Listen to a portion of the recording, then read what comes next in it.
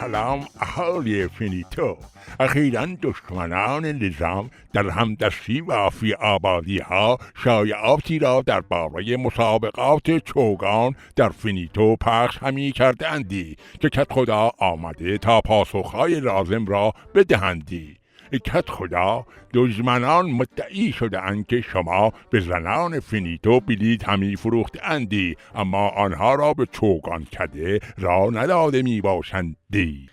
این کاملا دروغ می باشندی. خانم های فینیتو اصلا نیازی به بلیت ندارندی. هر وقت بخواهند می توانند به چوگان کده بروندی، اما خانم ها خودشان علاقه‌ای به چوگان کده ندارندی. کدخدا فیلم هایش در فضای مجازی پخش شده می باشندی. زنها جلوی چوگان کده بوده اندی.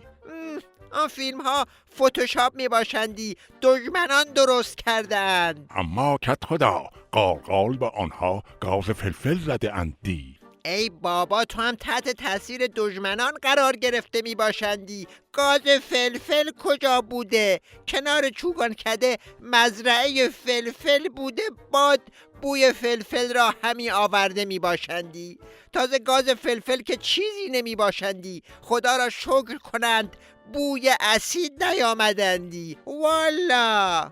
خب کدخدا، در انتها چه صحبتی با اهالی داریدندی؟ من از خانم های کدخدا مدار فینیتو که به چوگان کده نرفتندی تشکر می کنمندی. از فلفل های مظلوم هم که به گازشان اهانت شده می باشندی پوزش می طلبندی. فیفاباد را هم تحریم می کنمندی.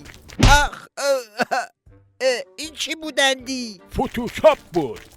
ای وای ای وای، سوختم. ای وای، این چی بودندی؟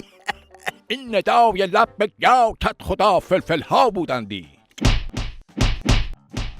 دیگه دوری این دروغ و دبنگا گذاشته.